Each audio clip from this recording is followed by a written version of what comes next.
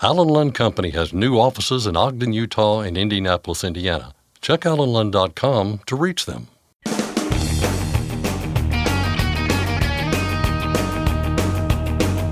OOIDA, representing America's truckers since 1973, presents Landline Now with your host, Mark Reddick. The FMCSA didn't require actual time behind the wheel when it set up its driver training rule, but it is about to spend millions of dollars to improve training at a number of facilities. I'll cover that with OOIDA Director of Federal Affairs, Jay Grimes. There's no disputing that heat remains the number one enemy of your tires, but you can mitigate and prevent damage. McCulloch of Michelin has the cure for controlling internal cavity temperature, belt edge temperatures, and more. And finally, New Jersey lawmakers are taking a closer look at a mandate for electric vehicles put in place by a state agency. Scott Thompson gets the details on that and more from our state legislative expert, Keith Goebel. But first, the news with Scott Thompson. Thanks, Mark. Our top story today.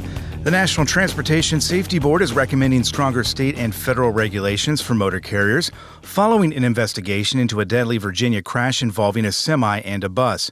3 people were killed in December 2022 when the semi collided with the rear of a bus on Interstate 64. The truck driver had the cruise control activated leading up to the crash and was going between 65 and 70 miles an hour right before impact. In a news release, the NTSB said the bus was going less than 25 miles an hour at the time of the crash and that the slow speed of the bus increased the severity of the collision.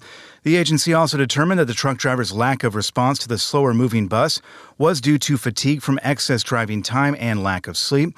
The agency said the truck's motor carrier, Triton Logistics, created fictitious driver accounts for its vehicle's electronic logging device systems that allow drivers to exceed federal hours of service regulations and drive while fatigued.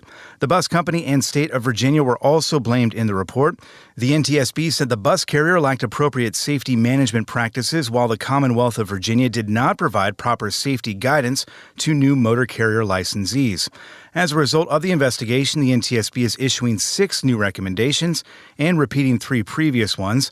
The new recommendations include urging the Federal Motor Carrier Safety Administration to strengthen ELD requirements to prevent opportunities for the creation of fake driver accounts. It also wants Virginia to offer better safety guidance to new intrastate motor carrier licensees. The old recommendations repeated by NTSB include asking the National Highway Traffic Safety Administration to publish performance standards for forward collision avoidance systems in commercial vehicles and urging FMCSA to provide guidance to carriers on the use of onboard video recordings to ensure driver compliance with regulations and safe operations. Ports across the U.S. are booming. The latest data from July show record-level volumes. The Port of Los Angeles says it processed more than 939,000 20-foot equivalent units in July, a new monthly record, and an increase of 37% compared to a year earlier. Port of Los Angeles Executive Director Gene Soroka explained what's behind the surge during a briefing on the port's YouTube page. We're now seeing an influx of year-end holiday goods coming across our docks a little bit earlier than usual. Importers have told me that with issues in the Red Sea and ongoing East Coast labor talks, they're being extra cautious this year. So those holiday products, think of toys, clothing, footwear, and electronics, are arriving now to avoid risk later in the year.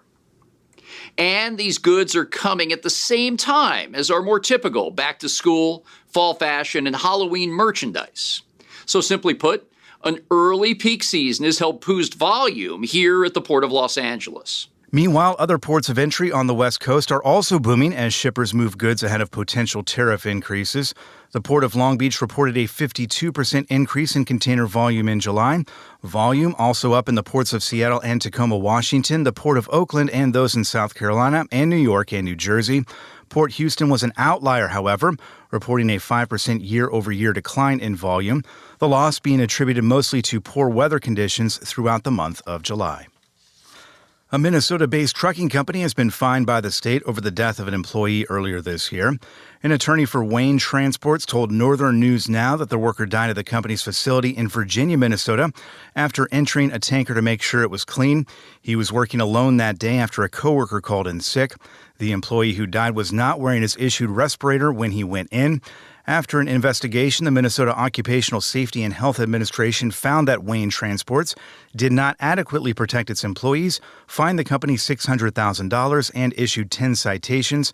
Wayne Transport's attorneys said they are cooperating with the investigators and taking steps to make sure nothing like this ever happens again.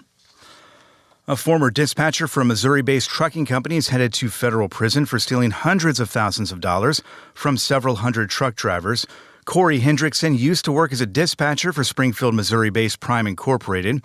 Last fall, he pleaded guilty to charges of wire fraud and aggravated identity theft, admitting in court that he embezzled nearly $300,000 through more than 1,000 fraudulent transactions over a 5-year period.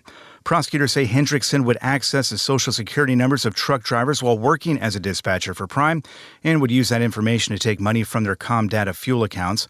At least 500 victims were identified. Prime records show they lost anywhere from $100 to $6,500. A U.S. District Court judge sentenced Hendrickson to 3 years in federal prison without parole and ordered him to pay nearly $300,000 in restitution.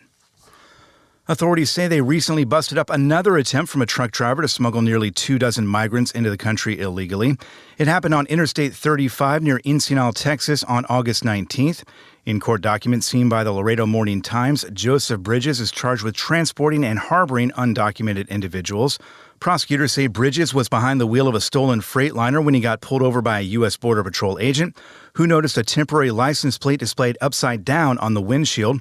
Bridges told law enforcement that his trailer was empty, but a canine officer alerted agents to either drugs or people inside. A search turned up 23 migrants. The arrest came the same day as another in Webb County when a truck driver was charged for trying to smuggle 11 people into the country. They were found hiding in the truck's sleeper cab. Too Simple has agreed to settle a lawsuit that accuses the autonomous truck company of defrauding shareholders. Reuters is reporting that the preliminary agreement calls for a $189 million settlement. It still requires a judge's approval. The proposed class action lawsuit was filed on behalf of those who said Too Simple defrauded its shareholders by overstating its safety record and concealing the control company insiders had of a Chinese trucking rival. As part of the settlement, Too Simple continues to deny any wrongdoing. Too Simple was the first autonomous trucking company out of the gate, but has faced a number of setbacks in recent years. The company recently ended operations in the U.S. and has laid off most of its workforce, shifting its focus instead to China and Japan. Earlier this month, Too Simple said it was shifting its focus to content creation, using its AI capabilities to create a feature film and video game based on the sci-fi novel series The Three-Body Problem. While quite a deviation from its business model, Too Simple said it's staying in the autonomous truck business as well. Waymo's reach throughout the Phoenix area just got a bit bigger. The company announcing an expansion of rides to and from Phoenix Sky Harbor International Airport. Companies like Waymo and Cruise have been actively increasing services in Phoenix and California in recent months and years, despite a series of incidents and a chorus of safety concerns. Earlier this year, the California Public Utilities Commission approved a plan that gives Waymo vehicles the right to drive up to 65 miles an hour on local roads and highways in parts of Los Angeles and the Bay Area. And finally, TMC Transportation is expanding its trucking terminal in South Carolina. The company announcing a $38 million plan to add office space, a maintenance shop, and training center to its facility in Columbia. Completion is set before this time next year. That's Landline Now News for today. I'm Scott Thompson. Thanks, Scott. Do you have a news tip? Maybe you have a comment about something you heard on the air, or maybe you just have a question about something happening in trucking. Email us at landlinenow@ooida.com. Next, I'll discuss some driver training grants from FMCSA with OOIDA Director of Federal Affairs, Jay Grimes. Andy McCulloch of Michelin has the cure for controlling tire temperatures. And Scott Thompson discusses the debate over electric vehicle mandates in New Jersey with our state legislative expert, Keith Goebel. We'll be right back. I'm Mark Reddick, and this is Landline Now. Thanks for listening. Be sure to like and subscribe. If you want more content, go to landline.media to get updated news, information, and archived editions of our show. Once again, that's landline.media. Every year, 28 million people are trafficked globally. The Your Roads, Their Freedom campaign seeks to raise awareness in the transport industry. Truck and bus drivers, be vigilant on the roads. If you see something suspicious, text 233-733 or be free. Truckdown.com. Whenever you have a breakdown, you need Truckdown.com. 24/7 access to 40,000 verified heavy-duty repair vendors nationwide. Truck Down Verified, vendor qualified. Truckdown.com. Firestone tires are for more of everything, with more durability for more miles and more confidence in your fleet. Firestone's tested tires help fleets save with value where it matters most. Learn more at bridgestonenationalfleet.com/4moremiles. It's tested and proven. Burn 2.1% less fuel when you balance all wheel ends with Centromatic. Call 800-523-8473 to get the OOIDA discount.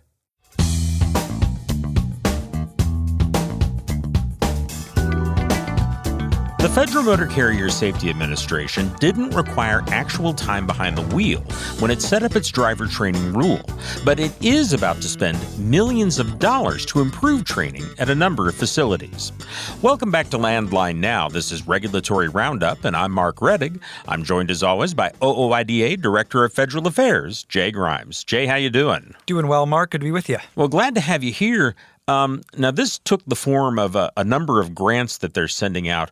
What specifically were the grants for, or what was the goal? So this is the annual funding for the Commercial Motor Vehicle Operator Safety Training Grant Program. It is one of 6 different grant programs that FMCSA administers, and specifically designed to help improve roadway safety by giving additional training for current CDL holders and creating new pathways for career opportunities to enter into the trucking industry.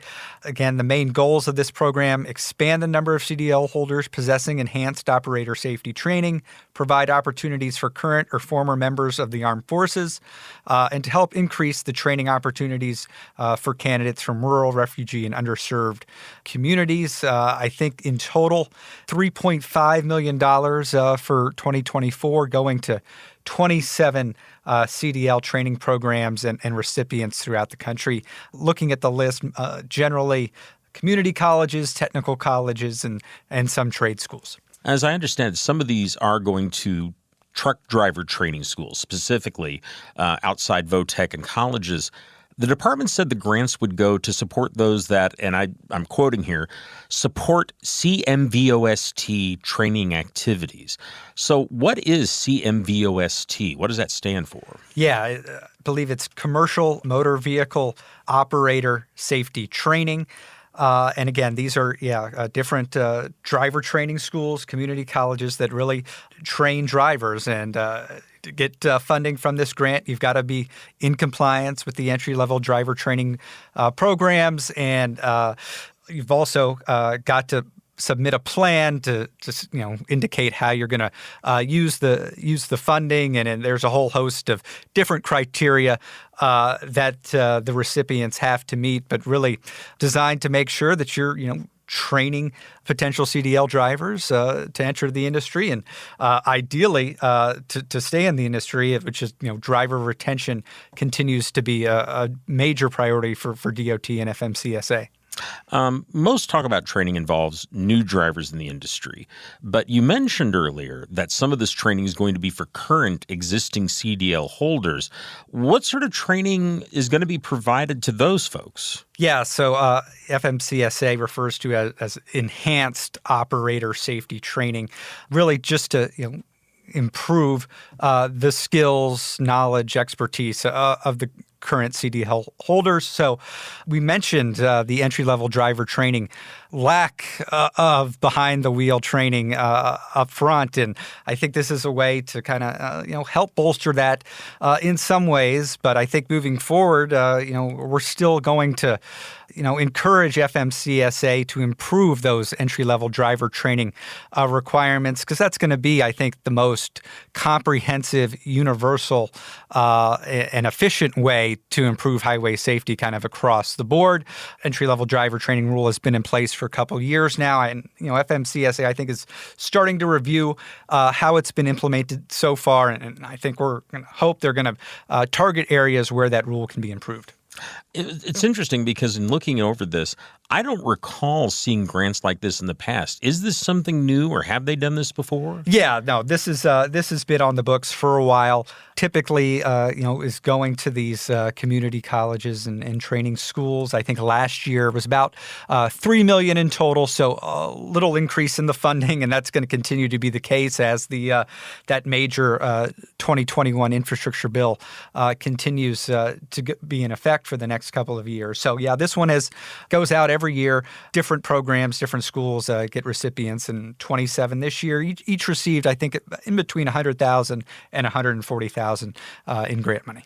Okay, let's move on to another topic here. Federal Motor Carrier Safety Administration is taking comments regarding its attempt to update the registration system. Let's kind of start with some of the basics here, Jay. Why are they updating the registration system? Yeah, I think there's a couple factors at play here. One is kind of just to streamline the registration process, make it a little more user-friendly, especially implementing some of the technology that can kind of transition away from all the forms and paperwork that's been required over the years. And another, I think, priority for FMCSA here is to address fraudulent information from appearing on registration records. We've heard a lot from FMCSA this year that they continue to see an uptick in freight fraud, broker fraud, and cargo theft throughout the industry. Seen a significant increase in the occurrence of fraudulent activity where erroneous information about a registered entity is being used. So they've this is been in some form or fashion been going on for more than a decade in terms of updating the registration process. FMCSA has gone through, I think, a number of different plans. I think they're getting closer to putting out this updated plan, and they announced they were amending an information collection request that they put out earlier this year. But in the notice, they also officially put out some more technical details about how the new registration process is going to be implemented. What are some of those technical details? Yeah, so kind of the big one is going to be this kind of use of identity verification. So an applicant is going to have to transmit a photo of a valid state-issued driver's license or other acceptable form of identification. They're going to ask to use their personal mobile device for facial recognition verification. And all that's going to be uploaded to an FMCSA vendor that's going to really verify your identity and verify who the applicants are, and as well as verify the approximately 800,000 existing registrants. Don't know exactly what the timeline's going to be here. We've gotten some updates from FMCSA at a couple of different stakeholder events this year. I think their goal is to start getting this rolled out as early as the end of this year, probably more likely sometime early next year. But there's still a lot of questions about how this is going to work. Who's going to be first to be pulled into the pool? Is it going to be the registered carriers first, or the new entrants? So kind of getting a feel for what FMCSA has in mind. But the goal is to have verification, identity verification for all the registered motor carriers. You mentioned that there's an information request out, and as I recall, we still have some time for people to answer the questions. What specific information is FMCSA asking for in that request? Yeah, so they're really looking to see if this information collection request, if it's necessary for the performance of FMCSA's function, the accuracy of the estimated burden. These information collection requests, generally are more administrative. They don't really get into policy. But with these details that they've unveiled in this notice, I think there might be some feedback and some thoughts on if this identity verification is going to work. Certainly, whenever you talk about putting out a photo through an FMCSA system, there's going to be some cybersecurity questions and the protection of personal identifiable information. And FMCSA acknowledges that threat here, but they don't really kind of explain exactly how that's all going to work. So there might be some more comments than usual on an information collection request here, kind of given the topic.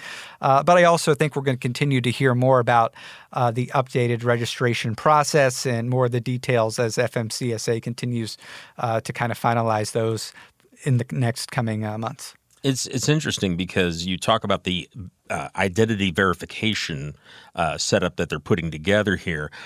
One of the types of fraud that we've actually talked about here in the program is people, and these are the fraudsters, buying someone's existing operating authority. Yep. And often buying their phone number with that, just buying the whole business. And would this somehow combat that, do you think? I mean, does this actually address things like that? Because they're getting creative out there. Yeah, and I think that's the kind of broad goal of the new registration system. There's also, I think been some debate if FMCSA is still going to allow that practice to continue. But yes, if you have this identity verification process, that would hopefully provide some more oversight in terms of kind of making sure that these entities are who they say they are, and that they're actually in the trucking business rather than the scam business. But again, these details are still being unveiled by FMCSA, but I think they are gaining some momentum and moving in the direction. Of course, I think there are still some concerns about how you're going to kind of implement this for the carriers that are doing it the right way. How are people going to be know when to go through this process? Is it going to be as easy as FMCSA is making it sound? I think we'll kind of wait and see on that. Okay. We have a couple of minutes left here, Jan. I did want to get to one other topic that you had brought up, regulatory guidance. It's one of those things that sometimes seems like a gray area in terms of regulation that maybe shouldn't be so gray.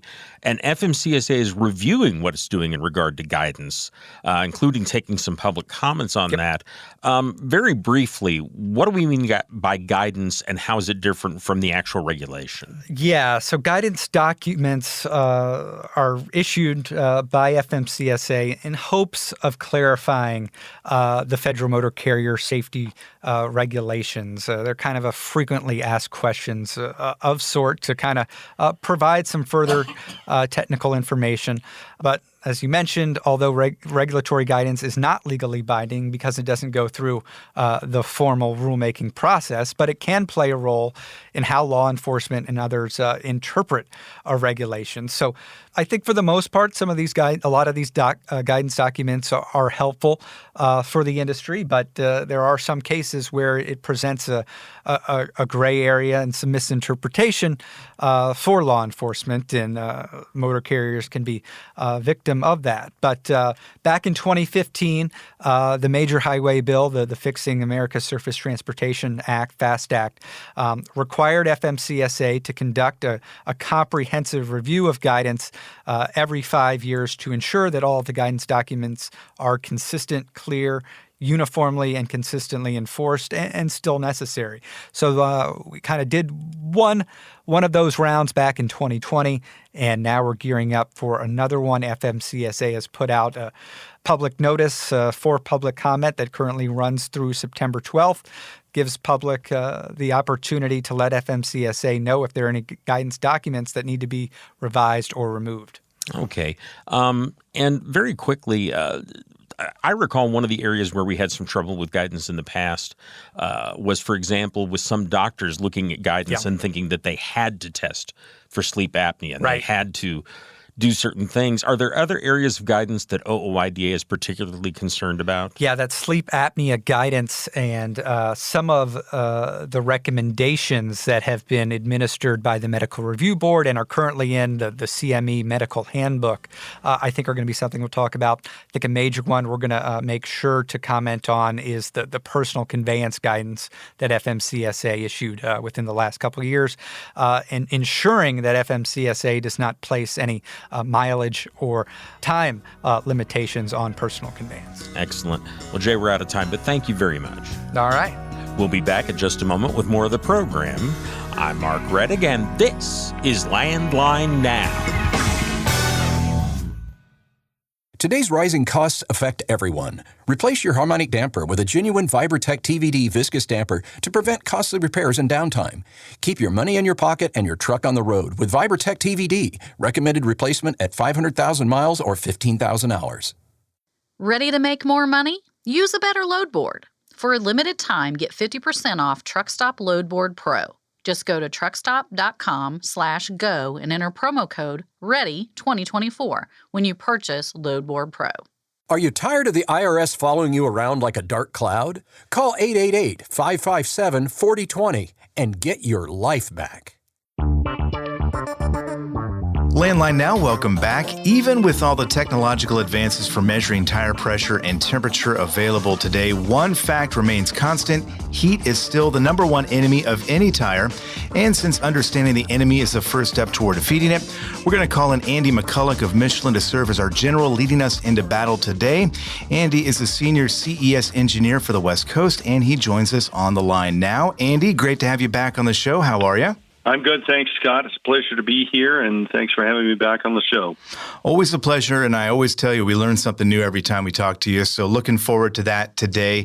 Let's start here with the basics from square one.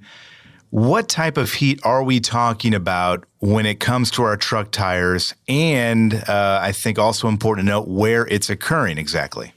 Well, as a tire manufacturer, we're always trying to keep the tire as cool as possible, and that includes the inside, the outside, all around the tire itself. So let me explain a little bit. Our biggest concerns are inside the tire itself at the belt edge, or belt package edge, and inside the air cavity of the tire. And these are critical because we know that air pressure and temperature are linked or related. So with an increase in temperature, we also see an increase in air pressure. So we want to pay attention to the temperatures on the external parts or the outside surfaces of the tire, particularly the tread itself. Remember, both the tire's inside and outside temperature can be influenced by the environment as well that it's operating, or simply put, the temperature that's all around the tire itself. Right, which makes perfect sense there. We're talking about heat here. I don't think I'm going too far out on a limb when I say that heat has been around longer than tires. The problem has always been there, obviously. These all sound like things that, again, have existed for as long as tires have been around. Why are they such a big deal now, for lack of a better term? Well, that's a great question. And, the answer can be found in new technologies that are available today, starting with their ability to detect heat, which has really improved dramatically in recent years. What once was a great unknown to the driver can now be made available through tire pressure monitoring systems or TPMS systems. And in some cases, the temperature monitoring function is primarily meant for temperature compensation of the inflation pressure. And this allows the system to relate the actual pressure being measured to a cold inflation pressure, which has more meaning to the driver. Still, other types of devices can provide cavity temperatures inside the tire and provide visual and audible alarms to let the driver know the tires are getting hot. So the devices used to measure the temperature vary between different manufacturers, but generally involve a sensor mounted on the end of the valve stem or at the base of the valve stem, or even strapped to the drop center of the wheel itself that the tire is mounted on. Gotcha. So let's play the hypothetical game here. Let's say I do have a TPMS system. I've got the ability to get a check on, as you mentioned there, my internal tire cavity temperature. What is it telling me if it does set off alarms? And I guess more importantly, what do I do about it? Well, that's where it gets a little bit tricky because there are many different things that can influence the internal cavity temperature. Such as the application of the tire itself, the conditions under which it's used, the load the tire's carrying, the speed that the vehicle's moving at, the weather in general, whether it's hot or cold out, or even which side of the tire is out in the sun. It has the sunshine on it. Inflation pressure, brake heat, road surface, engine heat, driver habits such as hard accelerations or cornering, and the aerodynamics of the truck itself. And as much as we'd like to be able to control the weather, reducing temperature alarms really comes down to the things that drivers can control. So if you intend to if you intend on continuing your journey, then your immediate action should be reduced speed. Your brakes can also be a major input to the high temp alarm. So make sure you're not riding the brakes. And or if it's a high braking environment, consider downshifting, let the engine braking slow you down. The set points for internal cavity temperatures really can vary between systems, but generally we see them set somewhere around 180 degrees Fahrenheit. Sometimes due to the unique usage conditions the trucks experience, that alarm point may need to be adjusted to avoid excessive alarm signals. So a fleet that operates in mountainous terrain, for example, which could experience spikes in temperatures due to excessive braking events, that's the kind of thing to be cognizant of. So the better you understand how your system works, the better it'll work for you. Yeah, again, it makes sense as well. Solid advice there for, again, controlling the internal cavity temperature for sure. But you also mentioned something there with regard to belt edge temperatures. That does strike me as something that would be quite a bit more difficult to measure, to even know if you're having a problem there, which by extension would mean it's tough to take corrective action. What is, what's the tip-off there that there is a problem? And again, what do you do about it? Well, I'll tell you what, I'll start with the bad news first in that question. And that is, you are right. There's no direct way of knowing if a belt edge temperature is too high until it's sometimes too late, and then separation occurs. But the good news is that avoiding high belt edge temperatures really comes down to the most basic of basics for tire maintenance. So there are three basics to consider, which can help reduce that internal cavity temperature and the belt edge temperatures. First of all, underinflation. That's by far the number one reason for high belt edge temperatures, which lead to separation and rapid air loss. And with all the air pressure temperature technology we mentioned, they sometimes can be very high-tech solutions for what really is a low-tech problem or issue. The high-quality calibrated pressure gauge is still the best validation for your TPMS system and to tell if it's working properly or correctly. So make sure you start your day off right. Check your air pressures before you start the day when they're cold. And remember, a TPMS system doesn't mean you never have to check pressure again or maintain the system. You have to make sure you check the system for accuracy and potential leaks frequently. TPMS systems are not set and forget systems, and this is one of the biggest misconceptions among drivers operating with TPMS-equipped trucks. The other issue is loading. So loading is linked to the underinflation issue indirectly. Even though most of us know that the inflation pressure and load carried has to be matched for all axles on the truck and trailer, we sometimes forget that we get used to old habits and we fall victim to them. We can't simply say that the old pressure standard of, say, 100 PSI is sufficient to carry the load anymore, especially on the steer axle. Some newer trucks are heavier on the steer axle, even though they might look the same as other models of trucks. So you might also find multiple load ranges as well on your vehicle. So make sure you know what you're dealing with. Bottom line is, even if you purchase a high-tech TPMS system, it's only going to work well if you provide it with the right starting point for load and pressure. And thirdly, we need to look at speed ratings.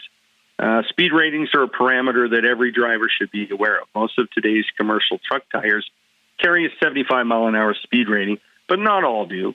And it's not always easy to find that speed rating on the tire marking. So you might need to consult a data book or tire professional to determine the correct answer as far as speed rating goes to your tires. The speed rating is basically giving you the maximum speed that you can travel safely and continuously, assuming the tire is properly inflated and loaded. So it's based on the ability of the tire to dissipate heat. And therefore, excessive speeds are going to mean excessive heat generation. So if you're heating at a far faster rate than you can cool the tire, obviously the tire is going to eventually fail, resulting in rapid air loss situation. Yeah, and I think I want to underline just real quick what you mentioned there about the TPMS systems, that they are not set and forget systems. I think that is important to remind folks out there, and I think most people do know that and are aware of that, but always good to remind folks out there. And again, really maintenance is the first step toward making sure that any of these problems don't occur in the first place. So what we've done there, Andy, I think we've summed up pretty well the so-called inside temperature concerns. We should also circle back, I think, to the outside and the all-around temperatures as well. How do those come into play? What does that look like? Well, those inside temperatures we previously talked about generally reach a steady state equilibrium temperature where the heat generated equals the heat dissipated. And a big part of the heat dissipation relies on how much air is passing over and around the tire and the other wheel components. These days, the use of more enclosed aerodynamic packages found on today's modern rigs may elevate temperatures under the hood due to reduced airflow in the wheel well areas. Often elevated temperatures can also be influenced by other heat sources under the hood, such as turbochargers and regeneration components for the diesel particulate filters. And that results in uneven temperatures when comparing left to right side. And lastly, we can't forget about the weather itself and how hot it can get outside, especially in the peak of summer months. So common sense generally dictates that any increase in temperature in the wheel wells due to reduced airflow or external temperatures is likely going to be worse in the summer months. And it's important to remember that any components negatively impacted by heat could see a reduction in performance, and that includes seals, brakes, and, of course, tires. So for the rubber components like those tires, it's largely a result of higher temperatures causing accelerated aging of the rubber, especially in the tread areas. Prematurely aged rubber reduces the tire's ability to resist damages from aggression and could reduce the overall life performance of the tire. So we've got all these technological advances, Andy, that we've kind of, summed up here. They're supposed to make our lives easier. And, really in a lot of cases, in most cases, I guess they really do. But at the same time, it seems like it also puts a demand on drivers, right, to be more in sync with how their tires and all these associated components are interacting with one another. I think, compared to just a few years ago, at least it seems that way to me. And you're the expert. You'll tell me if I'm wrong or right here. But is that a fair statement? Is that a fair way to kind of look at all of this? Yeah, that's fair. That's very true, Scott. The technology advances are really amazing, but they can only be fully valorized if we have well-trained drivers who understand all the intricacies of how the systems work together. So preparation and knowledge are the keys to success here. And the pre-trip inspection has never been more important because of it. So remember, a thorough inspection of the tires at the beginning of your day, including a proper cold pressure check, can give you confidence that the pressure and temperature devices within your rig are working properly and that your tires will stay cool throughout your journey. It makes sense. And again, just reminding folks out there that, these systems are meant to help us, but they're not fail-proof. We don't have AI overlords yet, and they can't kind of fix all these problems for us. Not yet, at least. And I'm not sure we all want to get there, but maybe we're headed that way. I don't know. Andy, like I said at the beginning, and I tell you this every time, we learn something new every time we do talk to you. Really do appreciate it, and we'll look forward to talking to you again soon. Thanks, Scott. Always a pleasure. Our thanks once again to Andy McCulloch, Michelin Senior CES Engineer for the West Coast, for his time and his expertise. Looking forward to speaking with him again in the near future. In the meantime, until then, for more information about tire safety and maintenance and pretty much everything else in between, Michelin has a number of resources out there to help. MichelinTruck.com is a good first stop there. The website has a breakdown of tire types by industry, including freight transportation. You can also check out the Michelin Truck YouTube page as well, which has a lot of great informational videos in multiple languages, covering a number of topics from wet stopping, troubleshooting vibrations and snow traction, to CSA tire inspections, wheel-in safety, and even a video on how a tire is built.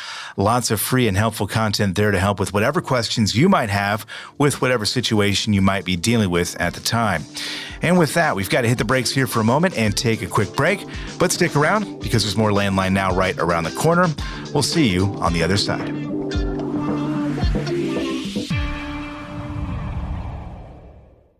Penske owns and operates some of the best-maintained vehicles on the planet. Our used trucks come with a 5-year maintenance report and pre-sale inspection. So if you're in the market for a top-quality pre-owned truck, look no further. Search our inventory today at PenskeUsedTrucks.com. Control your toll costs and eliminate tolling headaches with Prepass Tolls. Prepass Tolls means toll volume discounts. Just one invoice for all tolls and fewer violations. Call 877-878-5970 or go to Prepass.com. Since you started, what you've loved about trucking is the freedom. Heading out on your favorite route, a good driving song, and thinking about truck insurance. Well, maybe not that last one. That's why we're here. At OOIDA, we have a full range of truck insurance products, expert advice, and great customer service, helping you get the right coverage for your operation. Go to OOIDA.com, because your job is to drive. Our job is to help with everything else. Landline now, welcome back. Before we bid farewell to you today, we've got a little time to check in with our state legislative expert, Keith Goebel, for a rundown of the latest trucking news on the state level. Today, we're talking electric vehicle mandates in New Jersey and road work money in West Virginia. How you doing, Keith? Oh, I'm doing all right, Scott. Is it September yet? I'm kind of losing track of time once you start getting into late summer. Hey, somewhere in the world it's September, right? That's what they say. Late summer, you start trying to figure out, okay, is it technically, are we still in summer or is it fall? Yeah, it's still summer, I think. Do I need to check the leaves to tell me what it is? But yeah, we'll get there. All the leaves are will turn eventually. I don't know. It is still pretty warm, though. It feels like summer. There you go. Well, enjoy it while you can. Speaking of summer, I don't know, Garden State, New Jersey. One of a growing number of states instituting electric vehicle mandates. We've seen a number of states do this actually in recent months. A couple lawmakers there are pushing back. But before we get to that, let's break down exactly what rules the New Jersey Department of Environmental Protection have adopted here. Yeah, they've looked to the west, which typically isn't all that bad of a place if you're looking for scenery. Not if you're looking for. I don't want to say that there's not nice scenery on the East Coast. That was kind of me being a bit of an ass, I guess. But okay. Personally, anyway, back to the topic at hand, right? New Jersey, that's right. Yep. All right, so. Looking out west, which is what they've done here, is what's California doing? Which it's some folks it's kind of a good guide, others not so much. But in New Jersey, when it comes to electric vehicle mandates, whether that be cars or trucks, they've looked to California, looking to align their electric vehicle requirements with California. For some folks at the State House, there is concern about how they've done that. The New Jersey Department of Environmental Protection, again, they've adopted the advanced clean cars and then the advanced clean trucks rules. As you would expect for folks at the State House, they don't like the fact that they didn't really have a say in what New Jersey has decided to move forward on. So they're wanting to have some discussion, some hearings there at the State House on these upcoming electric vehicle mandates. Yeah, we're talking two state lawmakers in particular here, and I think those rules are set to take effect starting January 1st, right, of 2025. These hearings that they're looking to do, I assume they're looking for, as you kind of pointed out, their answers as to why this is being pursued and the method in which they went about that. Is that the idea? Yeah, you got the clean trucks rule taking effect first of 2025. The clean cars, I believe, was 2027. But yes, the concern being, whenever you've got bureaucrats, the notorious bureaucrats, these employees that are, working around what maybe what the legislature would authorize. And again, you've got some very strict mandates that, California's notorious for, and states around the country that look to, whether those same rules would suffice where they're at. There have been some states, I think, that have backed off plans to follow with the California style mandates, but in New Jersey, still moving forward with it.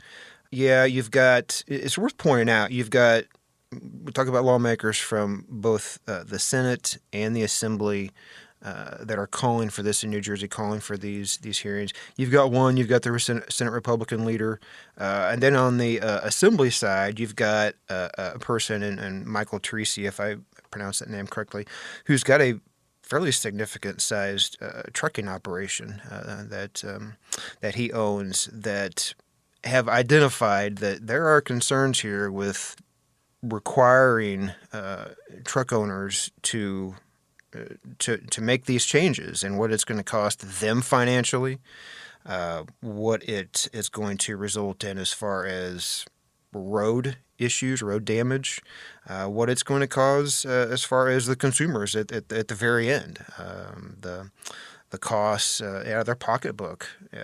Anyway, as folks, listeners very well know, this is not some revelation to them, but it is something that folks who have not thought that deeply about it, it's trying to be communicated to them that this might sound great, but there are problems with this.